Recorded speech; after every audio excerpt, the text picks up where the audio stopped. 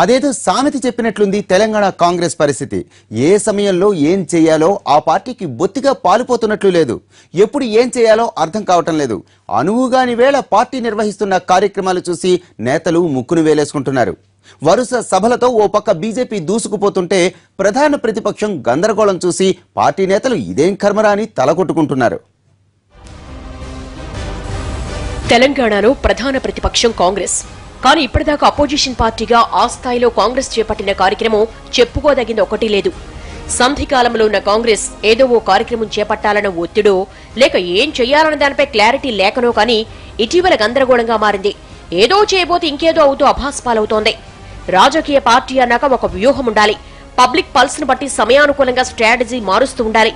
కానీ తెలంగాణలో ప్రధాన ప్రతిపక్షానికి ఆ ప్లానింగ్ లేకుండా పోతోందని పార్టీ క్యాడర్ నిట్టూరుస్తోంది. మల్లన్న సాగర్ అంశాన్ని తీసుకుంటే నిర్వాసితుల సమస్యను రాష్ట్రపతి దాకా తీసుకెళ్లింది టీ కాంగ్రెస్. అయితే మల్లన్న సాగర్ ముంపు గ్రామాల్లో ఇప్పటికే చాలా చోట్ల రైతులు ప్రభుత్వానికి భూములు అప్పగించేశారు. మొదట్లో కాంగ్రెస్ వెనుకున్న గ్రామాలు కూడా ఇప్పుడు సర్దుకుపోతున్నాయి. ఎప్పుడైతే సమస్య తీవ్రత తగ్గిందో అపోజిషన్ పార్టీ మరో అంశం చూసుకోవాలి. కానీ సమస్య సర్దుమడిగిందనుకుంటున్న సమయంలో కాంగ్రెస్ పార్టీ దాన్ని రాష్ట్రపతి దృష్టికి తీసుకెళ్లింది. అలాగే పనిలో పనిగా ప్రాజెక్టుల రీడిజైన్, మహారాష్ట్రతో తెలంగాణ ప్రభుత్వ ఒప్పందాల్ని రాష్ట్రపతికి ఇచ్చిన ఫిర్యాదులో పేర్కొంది. కానీ అవేమీ రాష్ట్రపతి స్థాయిలో పరిశీలించాల్సినవి కావని, అసలంత దూరం వెళ్లాల్సినవే కావని ఓ వర్గం వాదిస్తోంది.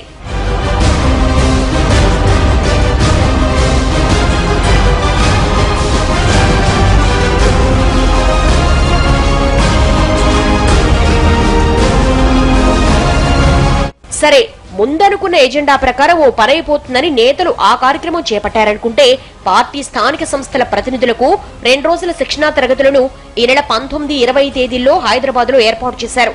స్థానిక సంస్థల ప్రతినిధుల పదవీకాలం ముగింపు దశకొచ్చింది. ఈ 3 ఏళ్ల కాలంలో చాలా మంది పార్టీని వీడిపోయారు. ఈ సమయంలో వారి శిక్షణా కార్యక్రమం లక్ష్యం ఏంటంటున్నారు అసమ్మతి వర్గ నేతలు. పార్టీ సిద్ధాంతాలు చెప్పేందుకే శిక్షణ అంటే ఎమ్మెల్యేలైన వాళ్ళకి అవి తెలియవని, ఇక స్థానిక సంస్థల ప్రతినిధులకేం చెబుతారని అంటున్నారు.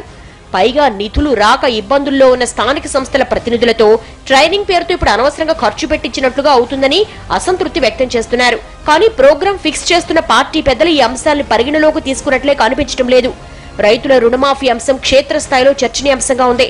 రుణం మాఫీ కాక కొత్త రుణాలు చేతికందక కరువు పరిస్థితులతో ఇబ్బందుల్లో ఉన్న రైతుల తరపున పోరాడాల్సిన సమయంలో ప్రాధాన్యం లేని, పెద్దగా ప్రజాస్పందనకు అవకాశం లేని కార్యక్రమాలు చేపడుతున్నారంటూ కొందరు నేతలు చిర్రుబురులాడుతున్నారు.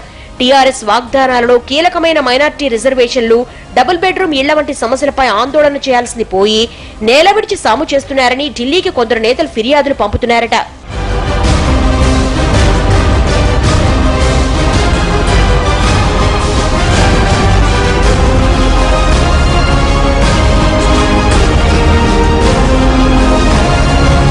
ఓవైపు పార్టీ పరంగా బలపడేందుకు కొత్త కార్యక్రమాలతో బీజేపీ దూసుకుపోతుంటే కాంగ్రెస్ మాత్రం కాలం చెల్లిన కార్యక్రమాలతో వెనకబడిపోతోందని పార్టీ నేతలు అంటున్నారు. బీజేపీ 2 సార్లు అమిత్ షాతో భారీ సభలు పెట్టించడమే కాక మోడీ సభను విజయవంతంగా నిర్వహించింది. కానీ కాంగ్రెస్ ఈ 2.5 ఏళ్లలో ఆ స్థాయిలో ఒకటంటే ఒక సభను నిర్వహించలేకపోయిందని కాంగ్రెస్ అసమ్మతి గణాలు ఆరోపిస్తున్నాయి.